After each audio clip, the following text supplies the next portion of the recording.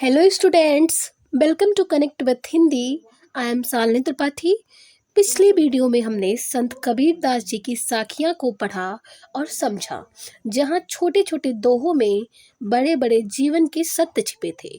तो आज हम कबीर दास जी के ही एक और महत्वपूर्ण रचनात्मक रूप शब्द को पढ़ेंगे। ठीक है, साखियाँ जहाँ सीख देती हैं, वही शब्द आत्मा को झकझोरते हैं। वह भक्ति, ज्ञान और जीवन के गहरे सवालों से भरे हुए हैं।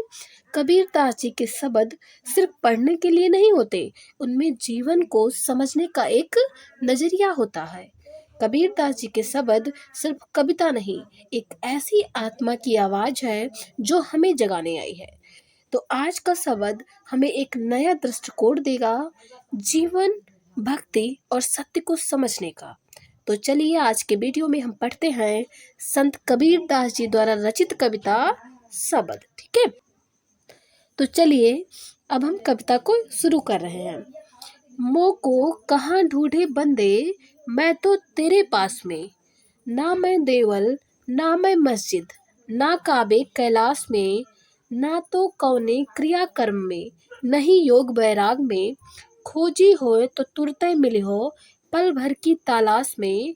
कहे कबीर सुनो भाई साधो, सब श्वासों की श्वास में। ठीक है, कविता की फर्स्ट लाइन है कि मोह को कहाँ ढूंढे बंदे, मैं तो तेरे पास में। कबीर दास जी कहते हैं कि हे मनुष्य, तू मुझे अर्थात ईश्वर को बाहर क्यों ढूंढता है। मैं तो तेरे बहुत पास हूँ, तेरे ही भीतर हूँ। ना मैं देवल, ना मैं मस्जिद, ना काबे कैलाश में। मैं ना तो मंदिर में हूँ, ना मस्जिद में, ना काबा में हूँ, ना कैलाश पर्वत पर। यानी मैं किसी एक धर्म या स्थान में सीमित नहीं हूँ। ना तो कौने क्रिया कर्म में, नहीं योग बैराग में। मैं ना तो कर्म कांडों में हूँ और ना ही किसी विशेष योग साधना या संन्यास लेने में। ठीक है, केवल बाहरी आडंबर या कठोर साधना से मेरी प्राप्ति नहीं होती। ठीक है, ये लाइन आप समझ गए ना। आगे की लाइन है कि खोजी होए तो तुरते मिली हो, पल भर की तलाश में। कबीरदास जी कहते हैं कि यदि तू सच्चा खोजी है तो मैं तुझे पल भर में मिल जाऊंगा।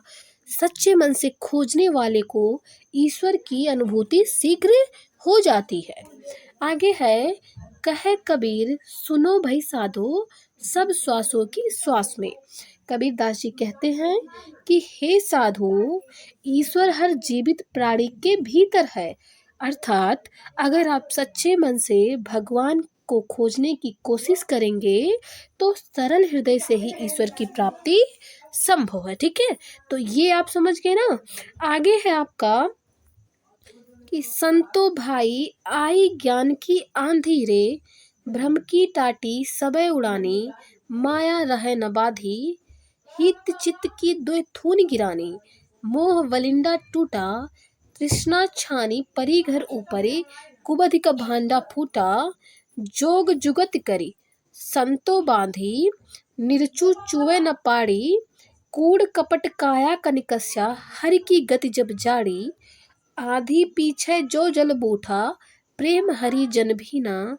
कह कबीर भान के प्रगटे, उदित भयातम खीना। ठीक है, तो कबीरदास जी क्या कह रहे हैं कि संतो भाई आई ज्ञान की आंधी रे, भ्रम की टाटी सबे उड़ानी। माया रहे न बाधी। ठीक है, कबीरदास जी कहते हैं कि हे संतो अर्थात हे सज्जनों, अब ज्ञान की आंधी आई है।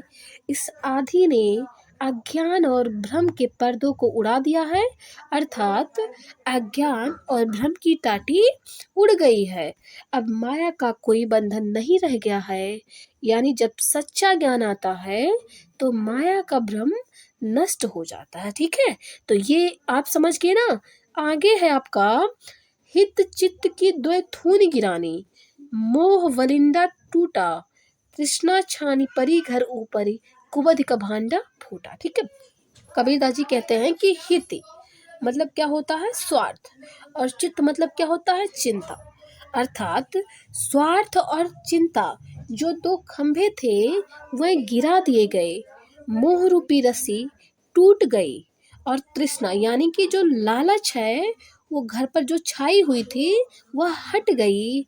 कुबुद्धि यानी गलत सोच का घड़ा फूट गया, अर्थात अब अंदर की बुराइयां नष्ट हो गई है। ठीक है, तो ये समझे आप ना।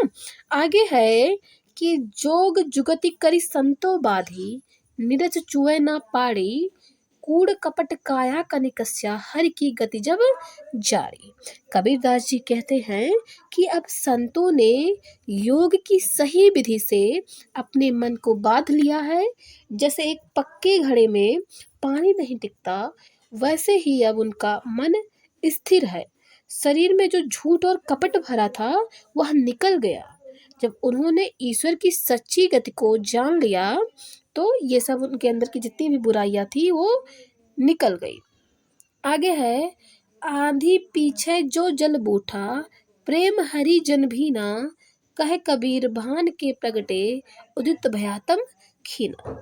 कबीरदास जी कहते हैं कि जब ज्ञान की आंधी चली तो उसके बाद अमृत रूपी जल बरस पड़ा और वह प्रेम रूपी जल संतों को भिगो गया। ठीक है, तो अब जो सत्य का प्रकाश है, जो सूरज प्रकट हो गया है, वह अंधकार को मिटा गया है।